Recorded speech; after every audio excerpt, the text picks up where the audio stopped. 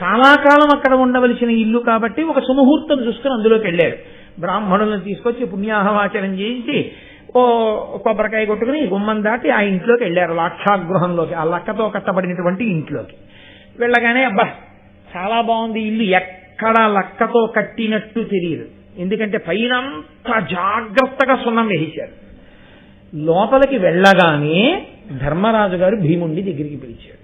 దగ్గరికి పిలిచి చెవిలో అన్నాడు, భీమా, ఈ ఇంటిని కట్టినప్పుడు మట్టితో, మద్ది బంకతో, లక్కతో, నూనెతో, నీతితో కట్టారు. కాబట్టి ఈ ఇంటికి పక్కనే ఆయుధాగారాన్ని పెట్టారు. ఈ ఇంట ఎక్కడైనా నిప్పు రవ్వ తగిలితే ఈ ఇల్లంతా వెంటనే కాలిపోతుంది. కాబట్టి ఈ ఇంట అగ్నిహోత్రంలో మనని కాల్చడానికే ఈ ఇల్లు నిర్మించారు. భీముడు అన్నాడు, ఈ ఇంటికి రాత్రి మనమే నిప్పెట్టేద్దాం.